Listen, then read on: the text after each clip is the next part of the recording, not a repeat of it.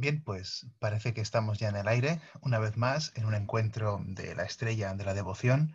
Os doy la bienvenida, espero que estéis bien y dispuestos a disfrutar de un nuevo viaje, porque este tipo de encuentros, más que conferencias o charlas, son viajes, paseos por diferentes lugares en los que nos encontramos con una serie de símbolos, de imágenes, de obras de arte, de mitos, de rituales que nos van a susurrar cosas, que nos van a sugerir cosas, no a la razón, sino a la intuición intelectual, a la parte más poética, a la parte más creativa. Esa es un poco la idea de estos encuentros. En la pasada sesión, Giselle nos habló sobre el tarot, particularmente la cuestión de la cosmogonía, ¿no? Del origen de todas esas imágenes y de cómo pueden ser un esquema, un punto de partida para entenderme, ¿no? Para que cada uno pueda, a través de esas imágenes arquetípicas, simbólicas, un debate interesante es preguntarse qué es símbolo exactamente, qué es arquetipo exactamente. Pero hoy no querría ir tanto por ahí, sino tomar el testigo de Giselle y no hablar exactamente de la cosmogonía, pero sí de la cosmología, es decir, del mapa mental, de la estructura simbólica particularmente del cristianismo, aunque vamos a tratar otras religiones, pero particularmente del cristianismo, cómo es la visión del mundo y cómo ese mundo queda reflejado en la arquitectura. Porque el fin de la charla paseo de hoy va a ser el templo. El templo como imagen del cosmos, el templo como un reflejo de, de las estructuras del universo. No tanto un reflejo mimético en el sentido naturalista, sino en su sentido estructural. Esa es la clave. Por lo tanto, lo que voy a hacer, como siempre, es compartiros la pantalla y comenzar el viaje en el que vamos a encontrar, en primer lugar, unos personajes bastante curiosos, que son estos sacerdotes, estos augures, es decir, esas personas capaces de hacer profecías, de leer los designios de la divinidad, personas que utilizan, como veis, este instrumento que se parece un poquito al báculo de un obispo. Podríamos un día tratar de por qué se parecen tanto y qué función exacta tienen. De momento quedaros sencillamente con que con ese instrumento que se llama litus, lo que hace el augur es trazar un espacio en la naturaleza, delimitar un lugar, y ese lugar debidamente delimitado queda después consagrado. Y mediante este ritual, mediante este proceso de ordenación del espacio, lo que aparece es el templo. Templo es una palabra que vendría del latín templum y que vendría incluso de más atrás del griego témenos. Tem, esta raíz que comparten ambas palabras y que también incluye templo, es una palabra, una partícula que quiere decir algo así como corte, separación o escisión. Por lo tanto, el templum es un lugar separado de otra cosa. En realidad, lo que estamos hablando es de un lugar sagrado que queda delimitado y que por lo tanto todo lo que hay fuera de ese lugar sagrado es profano. Y la puerta del templo es la bisagra de esos dos mundos, ¿no? Pues bien, estos lugares sagrados, bueno, es que es muy tentador, ¿eh? Hablaros de estos báculos y de la serpiente que hay en el báculo del obispo en tiempos antiguos, pero quizá lo reservaremos para otra charla. Fijaros, este pequeño dibujo nos ayuda bien a entenderlo. El templum normalmente era este espacio delimitado, espacio sagrado. ¿Y por qué decimos que es sagrado? Pues porque aquí todo lo que ocurre está delante de los ojos de la divinidad o es la misma divinidad manifestándose o morando en este lugar. De manera que todo lo que ocurría dentro del templum era susceptible de ser leído como designio de los dioses. Aquí podemos ver que el templum ya no es un espacio delimitado mágicamente o ritualmente, sino que hay una construcción física. Esto pasa un poco más tarde. Al principio los augures abren un espacio sagrado, lo delimitan virtualmente, en el sentido de que no hay paredes, ni muros, ni cortinas ni nada parecido, ni biombos, pero poco a poco estos lugares quedan permanentemente fijados. Pero no es lo normal. En un principio los templos son, diciéndolo mal y rápido, de quita y pon, o sea, aparecen, se usan y desaparecen. De hecho, el proceso de solidificación de un espacio sagrado implica conferir importancia a ese lugar, pero también una decadencia hasta cierto punto, porque en realidad no haría falta delimitarlo ni levantarlo. Si tú tienes un contacto con la divinidad, eh, no debería cristalizar o fosilizar. Y sin embargo, el arte sagrado nos ha enseñado que es posible erigir lugares especiales para recordar mejor la presencia de la divinidad o la huella de esa divinidad, ¿no? De lo sagrado. Aquí tenemos el clásico templo grecorromano. Bueno, fijaros, la idea de un templo en Grecia es ser la casa del dios o de la diosa. Aquí vemos, por ejemplo, una reproducción de esta, bueno, fijaros, esta Atenea enorme, este Partenón, o sea, esto era real, esto es una reconstrucción, pero esto era real, era una estatua criselefantina, es decir, una estatua hecha con mármol y con oro y con marfil sobre todo. Marfil y oro. No conocemos esta obra tan grande que hay aquí a la izquierda, pero sí que nos han quedado algunos vestigios, imágenes más pequeñas, que reproducen cómo fue esta gran obra de la cultura clásica. Por lo tanto, el templum es la casa de la divinidad, de la que sea, como también era el lugar de manifestación de la divinidad ante los hombres, el arca de la alianza.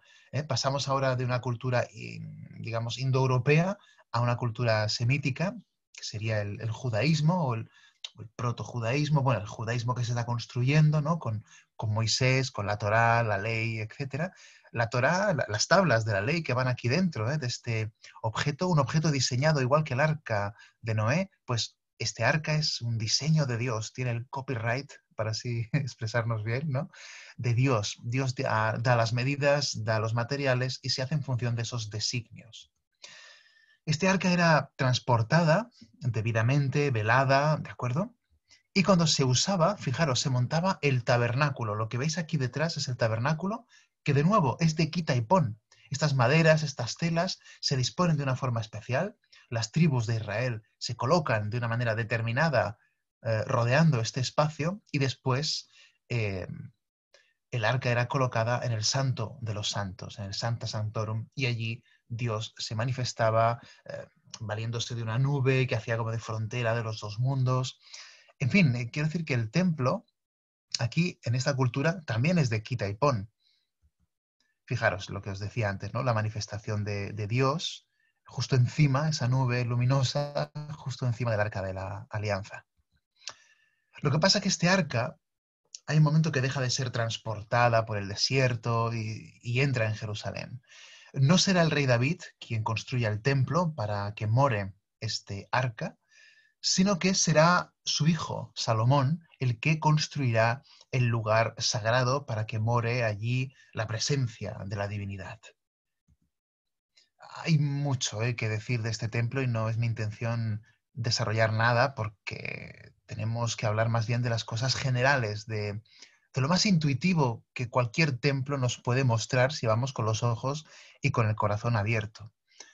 Por lo tanto, baste con decir que desde un punto de vista cristiano, el Arca de la Alianza, fijaros cómo está entrando aquí al templo de Jerusalén, digamos, ordenado construir por Salomón, pero que tiene otros personajes detrás de los que vamos a hablar después.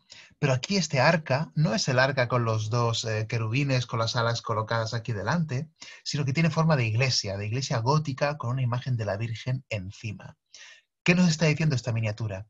Que de alguna manera aquel arca de la alianza que transportaba el pueblo de Israel era una prefiguración o un tipo antiguo, un arquetipo, aquí la palabra arquetipo casi la podríamos usar, del arca de la alianza nueva, la nueva alianza que sería el Nuevo Testamento, ¿no? El Evangelio. Igual que la vieja ley era llevada dentro de ese arca, la nueva ley, la nueva alianza es llevada por el otro arca. Y la otra arca es la Virgen María, que lleva la palabra de Dios hecha hombre en su seno. Y la Iglesia sería la hipóstasis de María. Por lo tanto, la Iglesia y María son lo mismo y son las depositarias, son las que conservan la nueva revelación. Bueno, nueva revelación no es del todo correcto, porque la revelación siempre es la misma, es un modo distinto de transmitir esa revelación, ¿no? Una manera de actualizarla, ¿no? De darle vida, que no se quede encarcarada, ¿no? Así es como lo veo un cristiano de los primeros siglos, ya desde el principio. Por cierto, esta vidriera es bastante interesante porque encontramos a un hombre que sostiene un plano de una iglesia. Esto es una vidriera de una iglesia de York, en York, y es relativamente reciente, tendrá ciento y poco de años. Pero fijaros que el nombre aparece aquí. Sabemos quién es el personaje. Pone Hiram, arquitecto, artífice. Hiram Aviv es el grandísimo arquitecto, o sea, es el paradigma de los arquitectos, porque es el que diseña, no el que diseña exactamente, serían correctos, es el que realiza, el que hace posible que se construya el templo de Salomón. Fijaros, está flanqueado por estas columnas que tienen nombre, Boaz y Jaquim, que son las columnas de bronce que estaban delante del templo de Salomón, columnas de las que me encantaría poderos hablar algún día porque son realmente interesantes. Pero lo que hay que hacer es centrarse, y centrarse en la idea clásica que tenemos del templo en el contexto cristiano. Aquí, por ejemplo, vemos el templo, la iglesia de Santa Fe de Conques, en Francia. Es una iglesia magnífica, románico puro, es muy, muy espectacular. Y es una iglesia a la que también, esto es importante, tenemos que llamarla templo, ¿de acuerdo? No todas las confesiones cristianas requieren de un templum. Sin embargo, los ortodoxos, los católicos, los coptos, los armenios necesitan un espacio sagrado, un templum. No solamente una iglesia es el lugar de reunión de los fieles. Eso, pues un protestante, por ejemplo, cualquier lugar dignamente colocado y limpio y que sea adecuado, y pues con eso es suficiente para que se reúnan los fieles. En cambio, el católico o el ortodoxo requieren de un lugar sagrado. ¿Por qué? Porque dentro se efectúan ritos y el rito ya es otra cosa. El rito implica otras necesidades y por lo tanto la arquitectura del lugar tiene que ir a favor de ese rito. No hay un espacio sagrado sin un tiempo sagrado y el tiempo sagrado se reactiva, se revive gracias a la práctica de los ritos. Ritos que, para que tengan sentido, deben estar vivos, deben ser comprensibles y mínimamente asequibles para todo el mundo en el contexto eclesiástico en el que estamos hablando. Luego veremos que hay otro tipo de ritos que no son para todo el mundo. ¿De acuerdo? Sería la diferencia entre lo exotérico y lo esotérico. Luego hablaremos de esto. De momento quedaros que cualquier cosa que digamos de un templo románico en esta charla valdría para un templo gótico, por ejemplo. Aquí tenemos Santa Fe de Conques, es lo que hemos visto. Aquí tenemos la Sainte-Chapelle en París. Esta iglesia casi no tiene paredes, todos son vidrieras. Es el sueño gótico hecho realidad. Muchas veces se nos ha dicho que el templo gótico lo que quiere es, con esos pináculos, ¿no? Esa verticalidad, tocar el cielo, y eso no es muy correcto. Vamos, el templo gótico ya es el cielo, no tiene que ir a tocar nada, ya es el cielo, porque estas paredes con vidrieras están evocando las paredes de la Jerusalén celestial, de la Nueva Jerusalén, cuyos muros estaban llenos de piedras preciosas. Por lo tanto, la vidriera quiere ser piedra preciosa, la pared quiere ser toda piedra preciosa. Por lo tanto, esto ya es el cielo. Virtual, de acuerdo, pero ya es el cielo. Esta es la actitud de la arquitectura gótica. Insisto, no nos pararemos a explicar las diferencias entre románico, gótico, los visigodos. Eso ahora mismo no es muy interesante. Lo interesante es empaparse de la idea del templo como espacio iluminado, por ejemplo, como espacio ordenado, como espacio lleno de formas simbólicas, de una geometría muy sagrada, que es la que ayuda a que entremos en el ritual. ¿De acuerdo? Y para entrar al ritual, primero hay que atravesar la puerta, la entrada. ¿De acuerdo? Cualquier puerta de un templo, ya sea románico o gótico, va a presentar este aspecto. En la parte inferior, un cuadrángulo y en la parte superior, un semicírculo. Esto es muy interesante, puesto que en todas las grandes tradiciones de la humanidad, el cuadrado o el cuadrángulo es una imagen del mundo terrenal, del mundo inferior. ¿Por qué? Porque 4 son las fases de la luna, 4 las estaciones del año, los estados de la materia, los humores o los temperamentos humanos. Hasta el siglo XIX todavía se decían que eran 4. En fin, tantas cosas con el número 4, que es el número nuestro, el de aquí abajo. En cambio, el círculo tiene que ver con lo celestial. La bóveda celeste se mueve, los astros se mueven en ese cielo azul o negro con estrellas, pero está en movimiento, tiene que ver con la perfección. De hecho, el punto central es equidistante a todo su radio, perdón, a todo el perímetro, ¿no? Toda la parte exterior de la circunferencia. Por lo tanto, es el cielo. Pues bien, fijaros que la puerta, entonces, es el contacto entre el cielo y la tierra. Por eso todavía hoy en algunos templos cristianos podemos leer Domus Dei ad porta coeli, es decir, la casa de Dios y la puerta al cielo. ¿Por qué? Porque quien atraviesa esta puerta está acercándose al cielo. Y el templum es eso. A partir de esta puerta, te quiere decir esta imaginería, esta geometría, a partir de esta puerta el espacio es sagrado. Fuera de esta puerta el espacio es profano. Esta idea del cielo y la tierra se entiende perfectamente si miramos el tímpano de estas iglesias. El tímpano está reservado siempre para imágenes de tipo celeste, imágenes uránicas, celestiales. En cambio, la parte de los capiteles hacia abajo está más bien reservada para profetas, santos, es decir, gente que está tocada por el cielo, pero que está aquí en la tierra, o ha estado aquí en la tierra.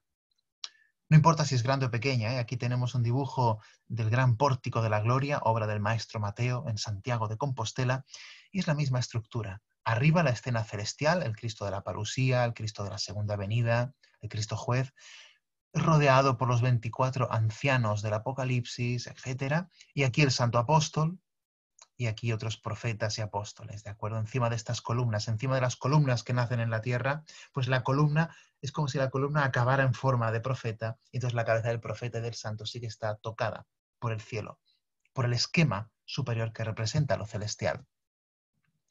Aquí he traído una pequeña imagen, un dibujo, para que veáis las partes, para que os familiaricéis con las partes, ¿no? Por si queréis parar el vídeo un momento y leer esto, las arquivoltas, la jamba. Es bueno tener este vocabulario a mano porque a veces queremos explicar algo y, hombre, tímpano es importante saberlo. Parteluz, muy importante también, porque en el parteluz se colocan imágenes fundamentales que representan a la misma puerta.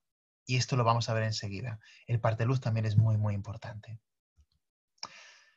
La puerta. ¿Qué tiene que ver esta pintura de este Hans Memling, ¿no? Este primitivo flamenco? ¿Qué tiene que ver la puerta con esto? Pues todo, todo, porque María, la Virgen que tenéis aquí, es la Iglesia. Y la Iglesia está flanqueada por San Juan Bautista, aquí a la izquierda, y San Juan Evangelista, aquí a la derecha. San Juan Bautista lo reconocemos porque lleva el Agnus Dei, lleva el Cordero de Dios, esta crucecita que siempre acostumbra a llevar, y va vestido un poquito así zarrapastroso, que es como iconográficamente se le representa, porque vivía en el desierto, comía cualquier cosa, vivía con las fieras. Y en cambio aquí a la derecha tenemos a Juan el Evangelista. ¿Por qué esta idea de la Virgen acompañada de los dos San Juanes? Es muy fácil.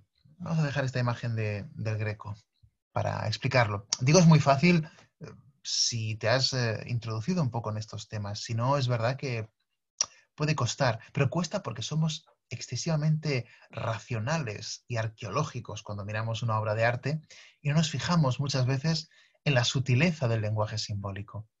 Y en la tradición de las palabras, su etimología, lo que los filólogos dicen la etimología inventada, la etimología falsa. Pues bien, esa etimología falsa inventada es la que utiliza, por ejemplo, Isidoro de Sevilla en sus etimologías. Ah, pero es que lo que explica es mentira. Bueno, es lo que ha configurado el pensamiento de Occidente en muchos sentidos. Por lo tanto, sea verdad o sea mentira empíricamente el origen de esas palabras que trata Isidoro, a nosotros nos sirve, ¿no? Pues bien, en esta etimología un poco especial, se nos dice que Janua, en latín puerta es Janua, porta es otra manera de decir puerta, pero la correcta en este sentido ahora es Janua. Janua vendría de Jan. Jan es Juan. Jan, Juan, Juan sería por lo tanto un nombre que derivaría de la idea de Janua. ¿Y dónde viene esta Janua? Vendría del dios romano de las dos caras, el dios Janus o Janus, también llamado Jano, que es el dios de las dos caras porque es el mes de Januari, de Gené en catalán, de enero, que decimos en castellano, es el Dios de las puertas. Una cara mira al año que se cierra, el año que ha acabado, y la otra cara mira al año que se abre. Es el Dios de las puertas el que tiene las llaves para abrir y cerrar las puertas. Tiene dos rostros, a veces se representa con tres, porque el tercer rostro es el eterno presente, por así decirlo, pero no es muy normal que se le represente así. ¿Dónde está la gracia de todo esto? La gracia está en que Juan Bautista y Juan Evangelista serían la versión cristianizada de este Jano. No son solamente eso, es mucho más, claro, pero habría una herencia por aquí. ¿Por qué? Fijaros, San Juan Bautista abre el Evangelio, porque es el precursor de Cristo, es la bisagra entre el Antiguo Testamento y el Nuevo. Él anuncia la llegada de Cristo y prepara a la gente con el bautismo para cuando llegue Cristo. Es el que abre el Evangelio, y Juan Evangelista es el que cierra el Evangelio, porque es el escritor del Apocalipsis, el último libro del Nuevo Testamento. Cierra el Evangelio porque es el último Evangelio, el de Juan, y cierra el Nuevo Testamento entero porque es el autor del Apocalipsis. Juan y Juan, ¿de acuerdo? Llanos. De hecho, fijaros cuando se celebra el San Juan Bautista en el calendario y cuando se celebra San Juan Evangelista en el calendario. Coincide con los dos solsticios. Y esto es apasionante, lo que pasa es que no tenemos todo el tiempo del mundo, pero es algo digno de tener en cuenta. Bien, otra imagen de un tímpano, de una iglesia románica, el Cristo que viene a juzgar a la humanidad y que va acompañado del tetramorfo, que no son solamente los símbolos de los evangelistas, sino que son los cuatro aspectos del Cristo, como ya dijimos en aquella charla sobre el arca de Noé, que tratamos las figuras animales. Hombre, Cristo es hombre porque nace como un hombre, es el verbo de Dios que nace como hombre, un hombre que es inmolado como un toro, que resucita como un león y que asciende a los cielos junto al Padre como un águila. En general, los tímpanos, cuando están en la fachada occidental, tienen que ver con esta idea del juicio, del Cristo que viene a juzgar. Este Cristo que está aquí en Santa Fe de Cong, este es el tímpano de esta iglesia que hemos visto antes de lejos, desde el aire, es el Cristo del juicio final, y aquí casi como un guardia de tráfico está separando a los condenados y a los que se salvan. Si vamos a los pies de Cristo, vemos el registro inferior donde hay claramente los que se salvan aquí a su derecha, entrando a la puerta del cielo, y a la puerta del infierno, a su izquierda, los que están condenados. Esta imagen de aquí arriba, aunque está un poco rota, es la pugna por el alma de alguien entre un ángel aquí y un demonio aquí. Sería lo mismo que estamos viendo en esta pintura magnífica, por otro lado, también de los primitivos flamencos, que son los mejores pintores. Es simbolismo disfrazado de realidad. Disfrazado de realidad porque parece muy real todo, los ropajes, las arquitecturas, los cuerpos, y sin embargo está todo perlado, ¿no?, de simbología. Pues bien, aquí tenemos al arcángel Miguel con una balanza pesando las almas, ¿no? Y a la izquierda de Cristo, los condenados, y a la derecha, los que se salvan, veis, por estas escaleras tan brillantes, relucientes, y San Pedro que les da la bienvenida, y aquí ya les dan unas túnicas, que es el cuerpo nuevo, ¿no?, el cuerpo espiritual para acceder a las regiones celestes. Fijaros que también los tímpanos pueden tener imágenes de la Virgen aquí arriba. Por ejemplo, está ahí, estamos viendo una imagen de la Virgen. En este caso estaríamos viendo a la Virgen con el niño, San José aquí, la estrella de la devoción, aquí al lado de la Virgen, y los tres magos de Oriente. No los reyes magos, los magos. Eso de reyes es una necesidad histórica y cultural posterior. El Evangelio de Mateo habla de magoi, es decir, magos, astrónomos, astrólogos, magos, sacerdotes del zoroastrismo, seguramente, que vienen a rendir pleitesía y a reconocer a ese rey de los judíos que ha nacido en ese pesebre, ¿no? Habría mucho que decir de estos magos, de las tres edades del hombre que se refleja en ellos, de este gorro frigio, gorro de los iniciados, que cada uno porta, de los regalos porque son oro, incienso y mirra, en fin, muchísimas cosas, y esa estrella que es fundamental y que algún día quizá expliquemos algunas cosas. Pero no tenemos tiempo, lo que tenemos que hacer es avanzar un poquito más y ver que muchas veces en el tímpano de las puertas aparece la coronación de la Virgen. Esto es muy importante. La idea de la coronación de la Virgen implica que, de alguna manera, todo lo que le pasa a María en su vida, incluida la asunción a los cielos y la coronación, es una prefiguración o un anticipo de lo que le va a pasar a la Iglesia entera. Por lo tanto, la Iglesia será coronada. La Iglesia quiere decir el conjunto de fieles, no los obispos o los curas, no, todos, también los fieles rasos, normales y corrientes, de buena fe, ahí van a estar también coronados, ¿no? Magnífica, ¿eh? Aquí la escena de la dormición de María. Dormición y no muerte, porque claro, morimos porque estamos sujetos al pecado original, así se entiende dentro del prisma cristiano. Y María, como es concebida sin pecado, no puede morir teóricamente, teológicamente. Un problemón, ¿eh? Un problemón teológico en el que no voy a entrar, Dios me libre. Pero que sepáis que se le llama dormición, ¿vale? De hecho, es muy interesante porque la Trinidad es masculina, se ha presentado masculinamente siempre, aunque el Espíritu Santo, la paloma que vemos aquí, tiene un carácter femenino. En hebreo, cuando al Espíritu de Dios le llaman el Ruach Elohim, aquí tiene un componente femenino. De hecho, en algún evangelio apócrifo, Jesús habla de su madre, el Espíritu Santo. Se refiere al Espíritu como su madre. Entonces, si os fijáis, está subiendo un elemento femenino, que es la Virgen, que viene de abajo, y es coronado por los elementos masculinos que están arriba. Es decir, la tierra sube al cielo, la tierra se hace celeste. Igual que el cielo había bajado a la tierra, gracias a que María, digamos, no se cierra a la voluntad de Dios. Fijaros, Dios, el cielo, se hace hombre en la tierra y luego la tierra, que es María, sube al cielo. Esto es el acento que pone el cristianismo de forma especial en la historia de las religiones. Dios se hace hombre para que el hombre vaya de nuevo a Dios, ¿no? María es la primera que nos anticipa todo esto. Es como una trinidad que ahora es una cuaternidad, ¿no? En donde hay un equilibrio masculino-femenino bastante interesante, cuanto menos. En fin, escenas de este tipo hay, las que queráis, para todos los gustos, unas más triangulares, otras menos. Es realmente magnífica. Esta escena es esperanza pura, es que la tierra se va a volver cielo, igual que el cielo se volvió tierra, la tierra celeste, ¿no? De la que hablan en la tradición irania. Bien, acordaos lo que os decía antes del parteluz, fachada occidental de la Catedral de Tarragona. Aquí no tenemos un tímpano tan desarrollado porque es gótico y tiene vidriera, pero sí que tenemos un parteluz con la imagen de la Virgen. La Virgen es la puerta de la iglesia, la puerta del cielo, por lo que estábamos diciendo ahora mismo. El cielo baja a la tierra gracias a que María accede a quedar preñada de Dios directamente. El cielo nace en su vientre y por eso ella es la puerta. Sin ella, Cristo no viene en forma humana, el Logos no se hace hombre y por lo tanto nadie puede volver a Dios a través de la salvación que propicia el Logos. Por lo tanto, ella es la puerta también. La fachada occidental suele tener estos temas que hemos visto. Sobre todo en el románico, el juicio final que hemos visto.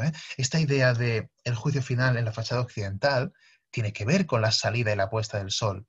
Las iglesias, lo que me gusta a mí decir, en los tiempos normales, cuando se entendía un poquito mejor la simbología tradicional, la iglesia está orientada.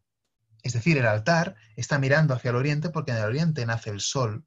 Entonces el sacerdote hacía el sacrificio de la misa mirando hacia el oriente, el pueblo también miraba al oriente y entonces luego se hacía todo el ritual, etcétera, pero el sol al final del día se ponía por ahí atrás, en occidente, y al ponerse el sol en occidente iluminaba la fachada occidental donde está la puerta e iluminaba el juicio final. El juicio final, cuando se acaba el mundo, cuando se acaba el tiempo, cuando el sol se pone. ¿De acuerdo? Entonces tiene mucho sentido esa frase de hace un sol de justicia. Ese sol bajo, rasante, que te molesta, que no lo puedes mirar, que es doloroso de soportar a veces, ese es el sol de justicia, ¿de acuerdo? El que ilumina la fachada que tiene que ver con la justicia en el templo. Ya veis que si no entendemos bien la liturgia y el ritual, la arquitectura pues no nos habla demasiado. Nos provoca cosas, evidentemente, pero es bueno tener en mente cómo era la práctica, la praxis ritualística dentro de estos espacios, porque todo va de la mano.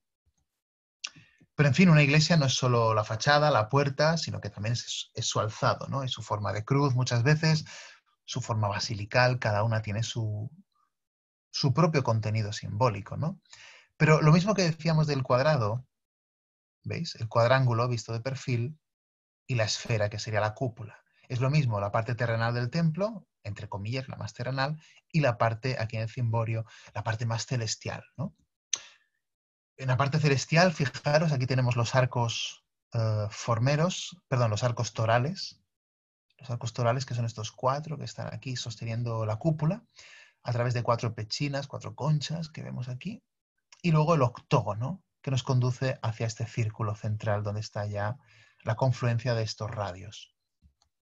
Esto lo podemos ver en muchos sitios y es fundamental a nivel simbólico, porque ya no aparece solo el cuadrado y el círculo. Esto es San Cugat, por ejemplo, el monasterio tiene una iglesia a medio camino entre el románico y el gótico, súper interesante, y vemos los arcos torales románicos, 4, con las 4 esquinas, ¿de acuerdo?, que sostienen este cimborio que ya es gótico y que tiene la piedra redonda aquí, que es la clave de bóveda, la clave que está cerrando la estructura superior. Si quitáramos esta piedra, en la que está Cristo, o una imagen de Dios en majestad, si quitáramos esta piedra con Cristo en majestad ocupando su trono, toda la estructura se derrumbaría. No inmediatamente, pero caería al final. ¿Por qué? Porque si Dios no ocupa el centro del mundo, nada se puede mantener.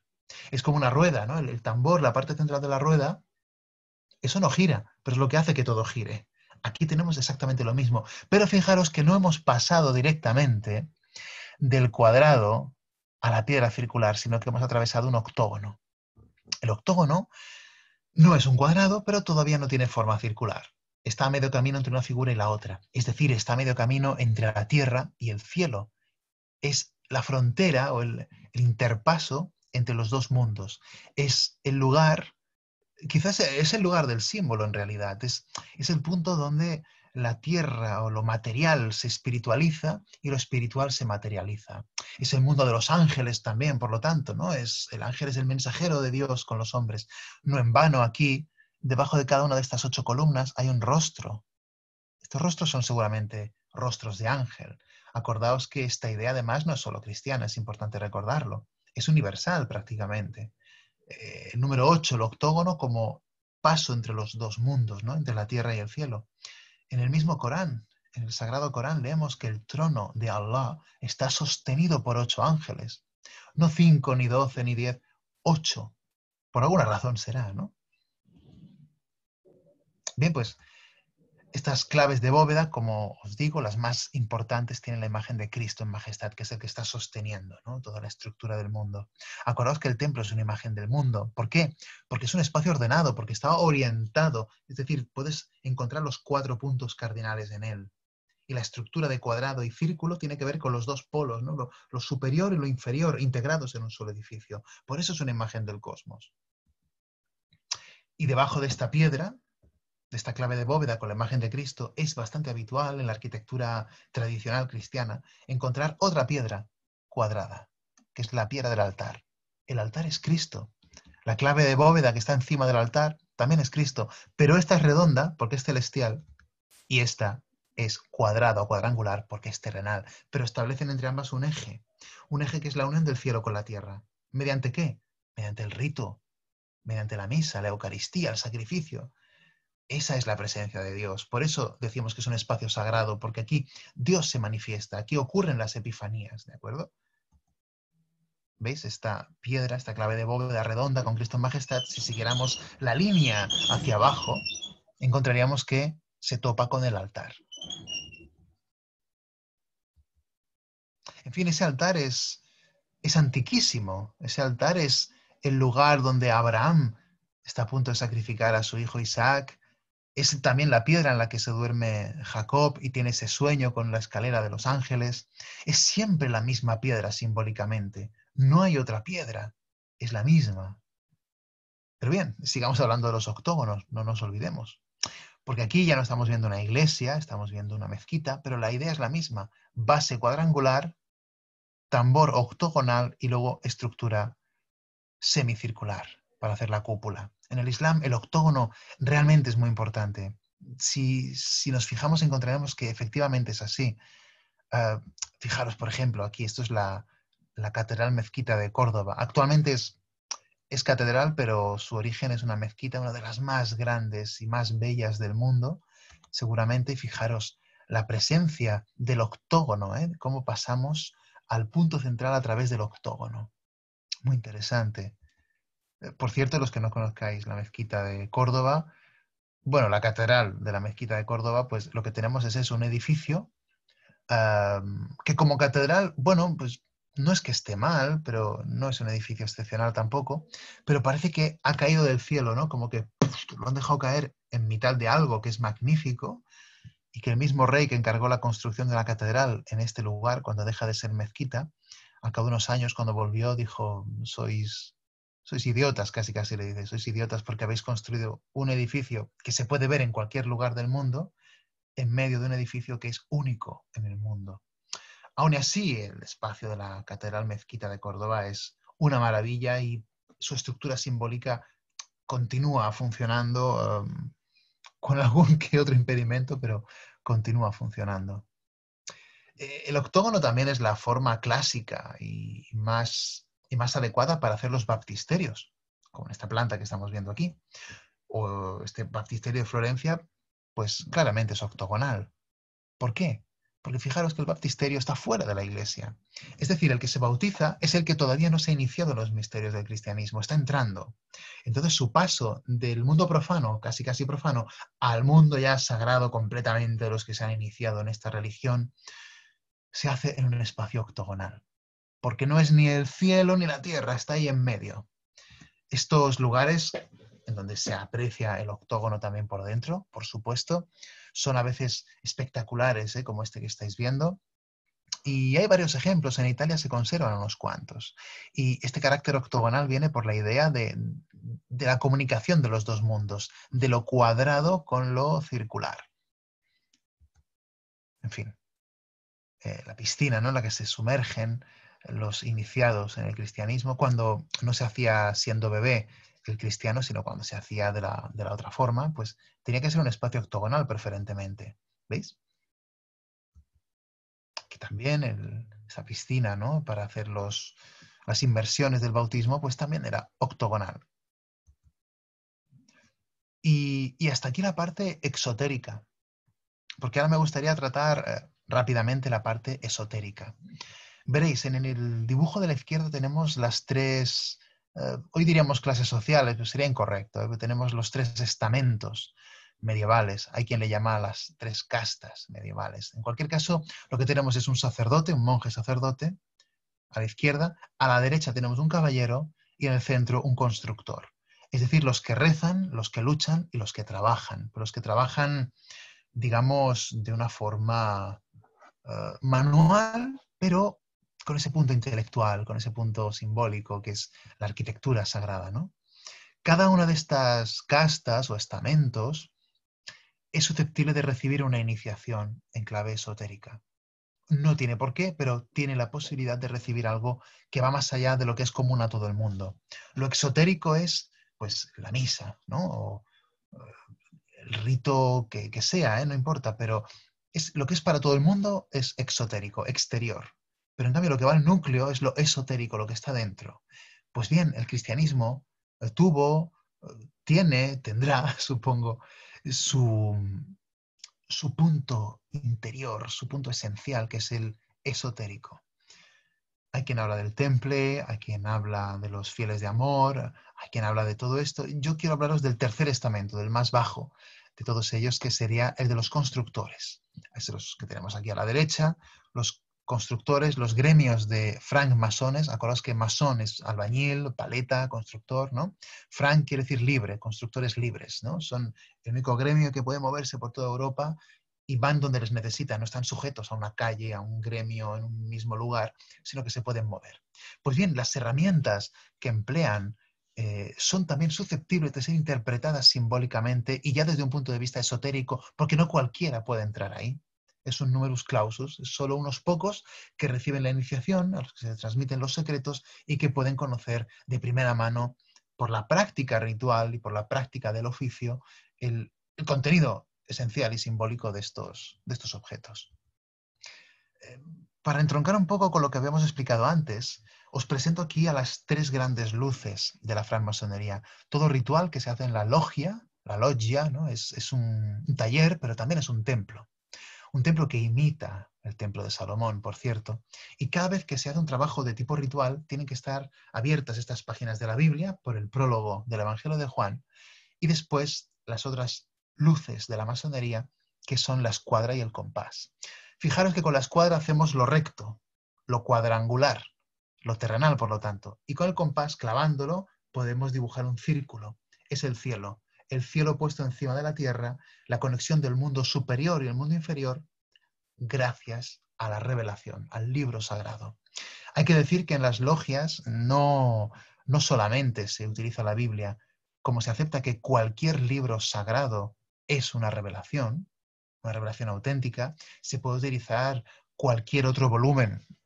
Puedes poner los Vedas, puedes poner el Corán, no importa, porque todos los que están dentro entienden que todas esas son vías distintas para llegar al único centro. Por eso es esotérico, porque en ese punto central no hay diferencias ya.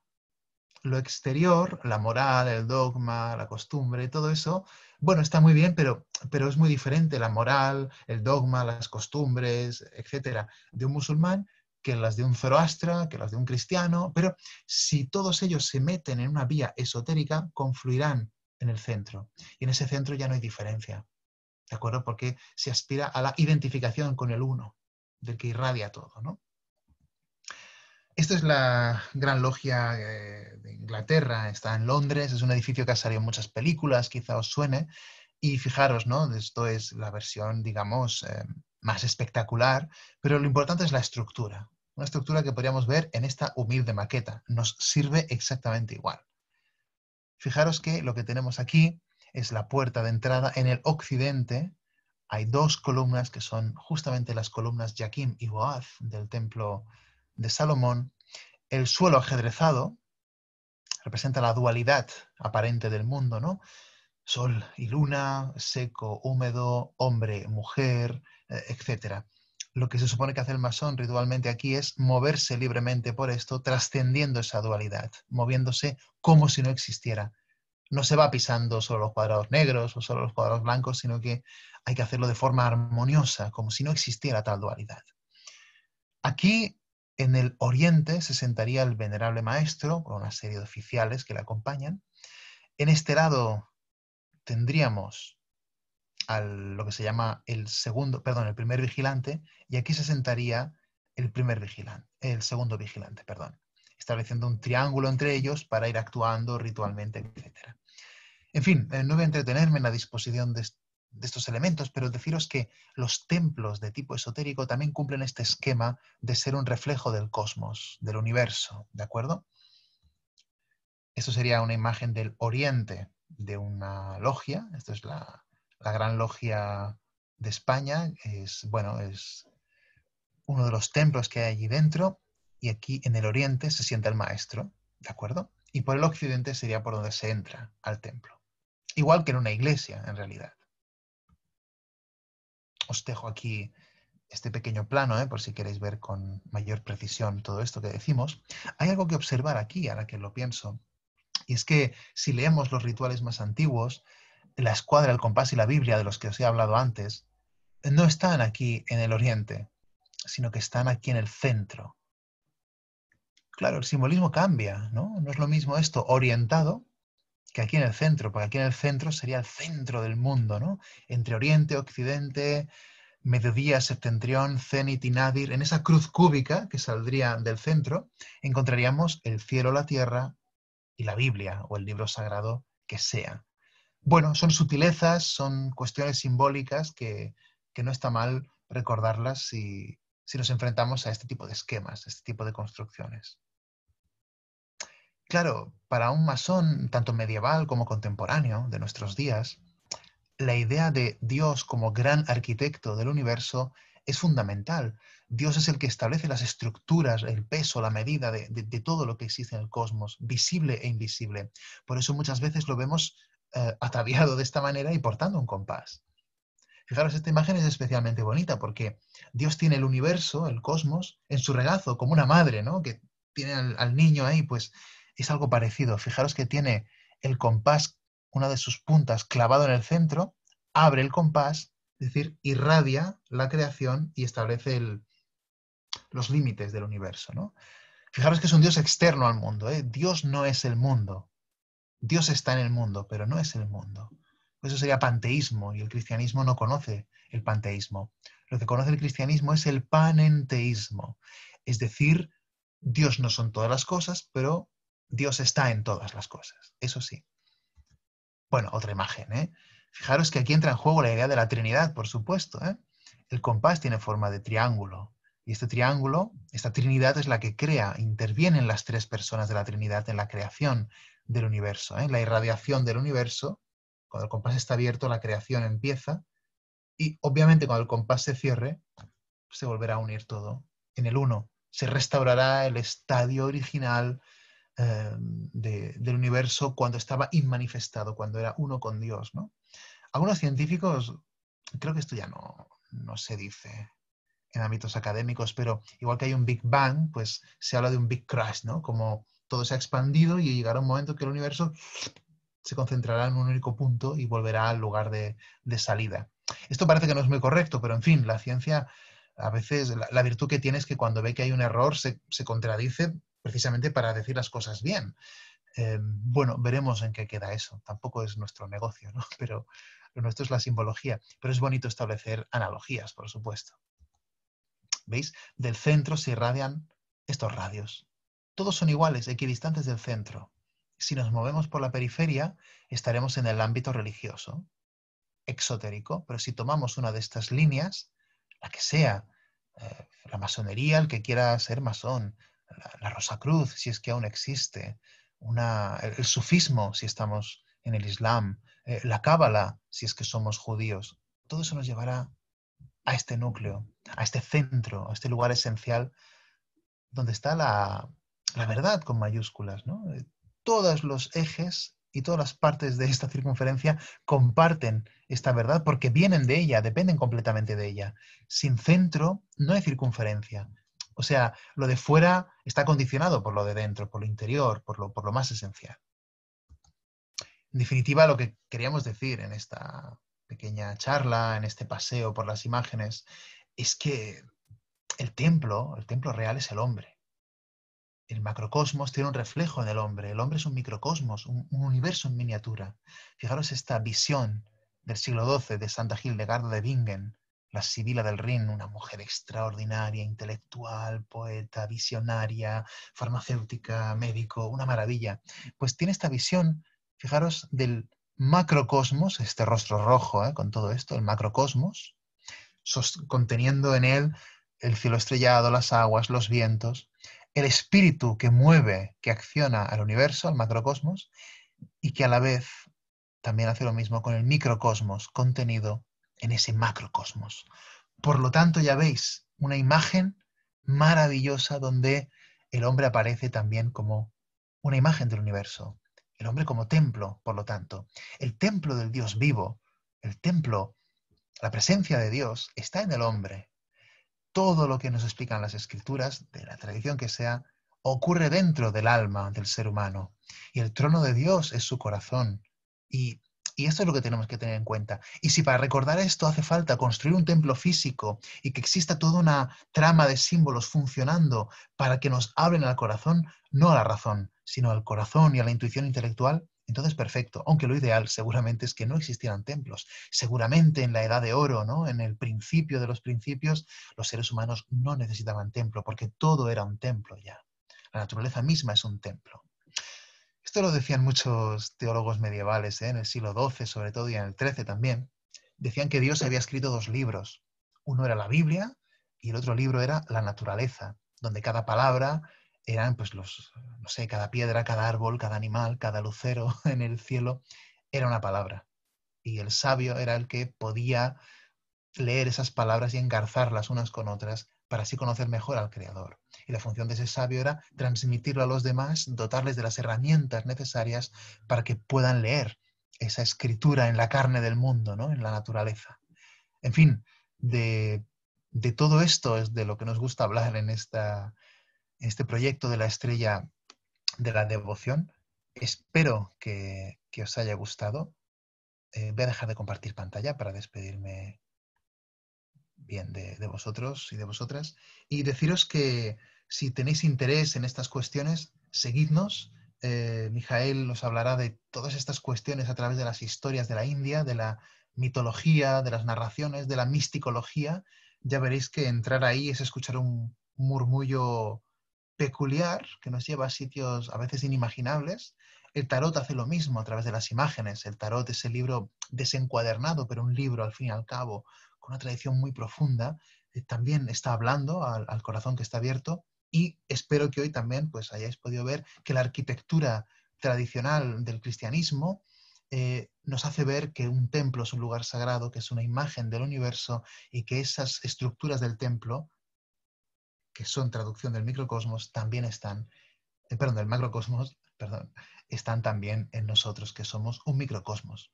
En fin, por mi parte esto es todo. Gracias por vuestra atención y nos vemos en la próxima. Cuidaros mucho.